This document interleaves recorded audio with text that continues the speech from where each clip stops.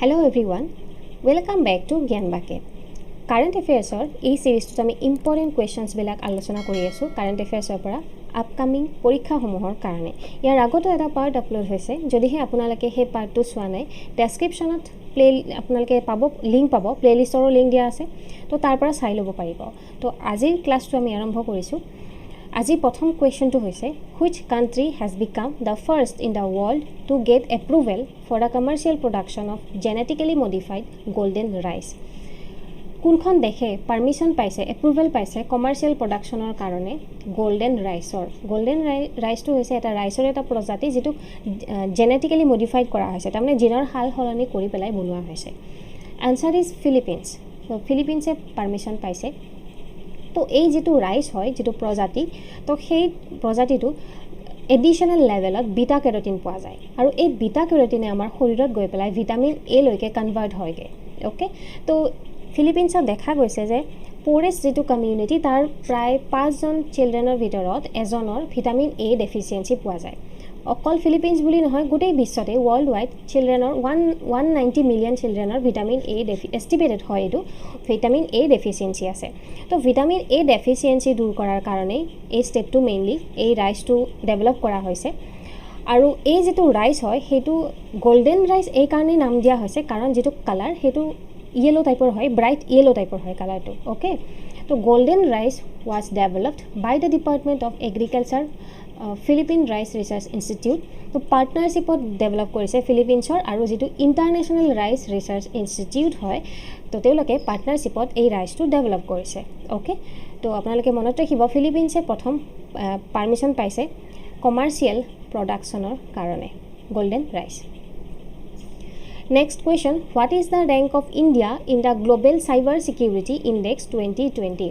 এই যেটো ইনডেক্স হয় গ্লোবাল সাইবার সিকিউরিটি ইনডেক্স সেটো রিলিজ করে ইন্টারন্যাশনাল টেলিকমিউনিকেশন ইউনিয়নে ITU আৰু আমাৰ ভাৰতৰ স্থান হৈছে 10th ওকে 10 নম্বৰ আমাৰ ভাৰতৰ স্থান প্ৰথম স্থান হৈছে ইউএসএ টপ কৰিছে ৰেংক যেটো ইনডেক্স হয় next question who among the following has become the youngest ever chess grandmaster in the world তো আনসারটো হৈছে অভিমন্যু মিশ্রা ইন্ডিয়ান অরিজিন হয় তো 12 ইয়ার্স হয় age to Indian origin Abhimanyu Mishra has become the youngest ever chess grandmaster in the world.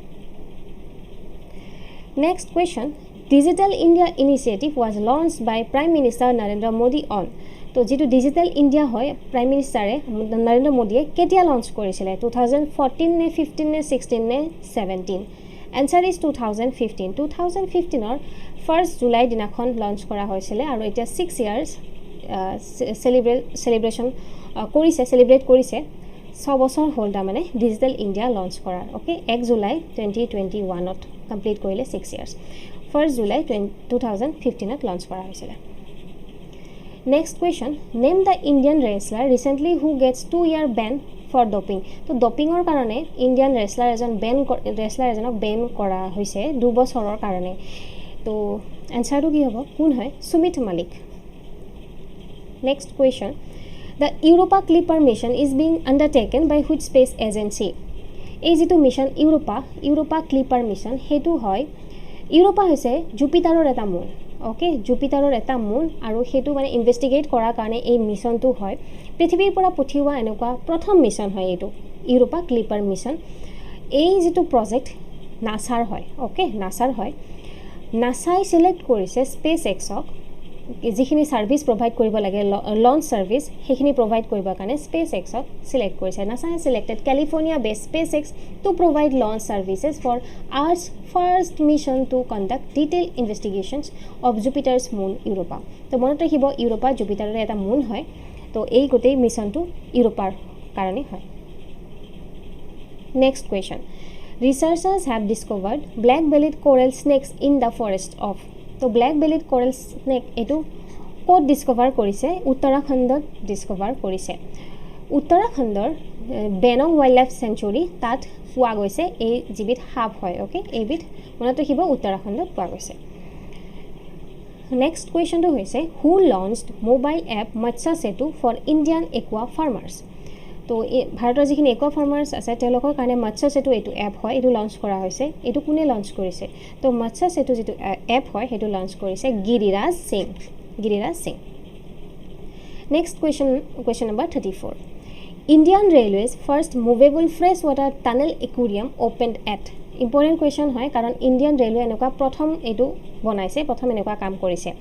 এটা aquarium বনাইছে যিটো movable হয়, fresh water tunnel aquarium, আৰু সেইটো বনাইছে বেংগলুৰু। তো মনত ৰাখিব বেংগলুৰু বনাইছে। এইটো চাওক পিকচাৰটো, এইটো হয়। তো এই যিটো একুৰিয়াম, সেই যিটো কনচেপ্ট লৈছে সেইটো এমাজন ৰিভাৰৰ কনচেপ্টত বনাইছে, 12 feet long. Okay, Bengaluru city railway station, যাক ক্ৰান্তিবীৰা যিটো ৰেলৱে ষ্টেচন হয় সেইটোৱে। তো সেই যিটো ৰেল ষ্টেচন হয় আপোনালোকে মনত ৰাখিব, কাৰণ যিহেতু ইণ্ডিয়ান ৰেলৱে এনেকুৱা প্ৰথম এইটো বনাইছে। Next question. The টলেষ্ট sand castle of the world has recently been inaugurated in which country? তো বিশ্বৰ ভিতৰত আটাইতকৈ ওখ টলেষ্ট sand castle, তাৰমানে বালিৰে যিটো বনায়, বালিৰে বনোৱা, তো ক'ত বনাইছে, কোনখন দেশত বনাইছে, ইনগৰেট কৰিছে? Answer is Denmark. অ'কে, ডেনমাৰ্কত ইনগৰেট কৰিছে। এইটো হয়। তো ইয়াৰ যিটো হাইট হ'ব 21.16 মিটাৰ হয়। ঠিক আছে, তো এইটো ৰেকৰ্ড কৰিছে। ইয়াৰ আগত 2019ত ৰেকৰ্ড কৰিছিলে জাৰ্মানী। তো সেই যিটো বনাইছিলে সেইটোৰ হাইটটো আছিলে 17.66 মিটাৰ। আৰু এই যিটো চেণ্ড কেচেল বনাইছে পিৰামিড শেপত বনাইছে, আৰু উডেন ষ্ট্ৰাকচাৰ দিয়া হৈছে চাৰিও মানে এৰাউণ্ড ইট। অ'কে, তো এইটো মনত ৰাখিব, ডেনমাৰ্কৰ হয়। Next question. Who has been appointed as the governor of Goa? গোৱাৰ গভৰ্ণৰ হিচাপে কাক এপইণ্ট কৰিছে? এনচাৰ হৈছে PS শ্ৰীধৰন পিল্লাই। PS শ্ৰীধৰন পিল্লাই গোৱাৰ 22nd গভৰ্ণৰ হিচাপে শপত গ্ৰহণ কৰিছে 15 July 2021। Next question. India's first monk fruit cultivation recently began in which one of the following states? তো এই যিটো মং ফ্ৰুট আমাৰ ভাৰতত কাল্টিভেশ্যন আৰম্ভ কৰিছে, কোনখন ৰাজ্যত কৰিছে? মং ফ্ৰুট আচলতে চাইনাৰ হয়। তো বেলেগ যিবিলাক দেশ আছে তাত ইমানকৈ বেছি কাল্টিভেট কৰা নহয়। ডিমাণ্ড আছে যদিও ইমানকৈ কাল্টিভেশ্যন কৰা নহয়, চাইনাতে হয় বেছিকৈ। আমাৰ ভাৰতত ষ্টাৰ্ট কৰিছে, হিমাচল প্ৰদেশত ষ্টাৰ্ট কৰিছে। তো মং ফ্ৰুটৰ এটা স্পেচিয়েল এটা প্ৰপাৰ্টি আছে, তো সেইটো হৈছে নেচাৰেল চুইটনাৰ হয়। Monk fruit non caloric natural sweetener হয়। তো মনত ৰাখিব। তো যিজন খেতিয়কে, যিজন ফাৰ্মাৰে এইটো আৰম্ভণি কৰিছে, তেখেত হৈছে মানৱ খুল্লাৰ ফ্ৰম ৰাইচন ভিলেজ। 50 চিডলিং প্লেন কৰা হৈছে প্ৰথমতে। অ'কে, হিমাচল প্ৰদেশৰ কুল্লু অঞ্চলত ইয়াৰ আৰম্ভণি কৰিছে। তো মং ফ্ৰুটৰ যিটো চাইণ্টিফিক নাম, সেই চাইণ্টিফিক নামটো আপোনালোকে চাব পাৰে। মং ফ্ৰুটৰ চাইণ্টিফিক নাম হৈছে Siraitia grosvenorii. Okay, Siraitia grosvenorii. Next question. Which state will set up a Vedic education and Sanskar board to revive the knowledge of Sanskrit scriptures and Vedas? সংস্কৃতৰ যিখিনি শাস্ত্ৰ বা পুথি বা বেদ আছে, তো সেইখিনি নলেজ ৰিভাইভ কৰাৰ কাৰণে কোনখন ৰাজ্যই Vedic education and Sanskar board set up কৰিব? Answer is Rajasthan. Next question. Raja Parba festival is celebrated in which of the following state? তো ৰাজা পৰ্ব ফেষ্টিভেল এইটো উৰিষ্যাৰ হয়, উৰিষ্যাত চেলিব্ৰেট কৰে। তো যিখিনি ফেষ্টিভেল নিউজত থাকে 2-3 মাহ আগত ধৰক চেলিব্ৰেশ্যন হৈ গৈছে, তেনেকুৱা ফেষ্টিভেলবিলাক চাব, এক্সামৰ কাৰণে ইম্পৰ্টেণ্ট হয়, right? Next question. Which state government has launched মুখ্যমন্ত্ৰী উদ্যমী যোজনা স্কিম? এই যিখন আঁচনি মুখ্যমন্ত্ৰী উদ্যমী যোজনা, এইখন বিহাৰৰ হয়, বিহাৰ চৰকাৰৰ। Answer is Bihar. Next question. Who will be the first transgender athlete to compete at Olympics? তো অলিম্পিকত অংশগ্ৰহণ কৰা প্ৰথম ট্ৰান্সজেণ্ডাৰ কোন হয়? Answer is Laurel Hubbard. Laurel Hubbard হৈছে নিউজিলেণ্ডৰ weight lifter. Next question. It's a wonderful life is a book authored by? Important হয়। তো যেতিয়াই অৰুন্ধতী ৰয়, ৰাস্কিন বণ্ড, বিক্ৰম ছেথ, জুম্পা লাহিৰী নতুন কিতাপ আহে, বা তেওঁলোকৰ যিখিনি ষ্টেটিক আগৰ যিখিনি কিতাপ হয় সেইখিনিও পৰীক্ষাৰ কাৰণে ইম্পৰ্টেণ্ট হয়, সুধি দিয়ে কেতিয়াবা। তো এইটো এনচাৰটো হ'ব Ruskin Bond. It's a wonderful life এইখন লিখিছে ৰাস্কিন বণ্ড। অ'কে, তো মনত ৰাখিব। Next question. The government of India has signed a $32 million loans with which organisation for improving health care services in Mizoram? মিজোৰামৰ হেল্থ কেয়াৰ ছাৰ্ভিচ ইম্প্ৰুভ কৰাৰ কাৰণে ভাৰত চৰকাৰে $32 million loan sign কৰিছে কোনটো অৰ্গেনাইজেশ্যনৰ লগত? Answer is world bank. World বেংকৰ লগত sign কৰিছে। Okay, the government of India along with the government of Mizoram has child a $32 million loan agreement with World Bank for Mizoram Health Systems Strengthening Project. A project to Kane, Mizoram Health System Strengthening Project of Kane. Okay. Next question. Prime Minister Sri Narendra Modi virtually inaugurated a Zen Garden and Kaizen Academy at. এই যেটো জেন garden জাপানৰ গাৰ্ডেনৰ আহৰিত বনোৱা হৈছে okay যেটো rock garden হয় actually rock ব্যৱহাৰ কৰি পেলাই বনোৱা হয় জাপানৰ তো তেনেকুৱা আহৰিতে বনোৱা হৈছে আহমেদাবাদত ওকে আহমেদাবাদত এইটো হয় তো এইটো মেইনলি জাপানৰ কালচাৰ ইয়াত দেখুৱা হৈছে জাপানৰ গাৰ্ডেন বিলাক যেনেকৈ বনায় জেন গাৰ্ডেন তেনেকুৱাকৈ বনোৱা হৈছে গুজৰাটৰ আহমেদাবাদত next question World Population Day is observed every year on. World Population Day কেতিয়া পাতে প্ৰতি বছৰে জুলাই 11 তাৰিখে 11th July World Population Day ঠিক তো ইয়াত মেৰ পৰা কিছুমান ইম্পৰ্টেন্ট ডে মই দি দিছো আগৰ ক্লাছতো আমি কৰিছিলো 15 মেৰ লৈকে যিমানখিনি ইম্পৰ্টেন্ট আছিল সেইখিনি দিয়া হৈছিল আপোনালোকে নিশ্চয় এইখিনি ৰিভিজন কৰিছে আজি যিখিনি দিছো আজিখিনি আপোনালোকে চাই লওক 16 মেত national dengue day 16th May, okay. Then the World Telecommunication and Information Society Day, 17th May. World Hypertension Day, 17th May. Iduta 17 May. Important hai World Hypertension Day. Then HIV Vaccine Awareness Day, ba World AIDS Vaccine Day bulio koa hoy 18th May. International Museum Day, 18th May. Iduta 18 tarikhe. World Bee Day aru World Meteorology Day, important hai 20 May. Thik. Then National Anti-Terrorism Day, jitu amar Bharatot 21 May hoy. To etu ki karone kora hoy?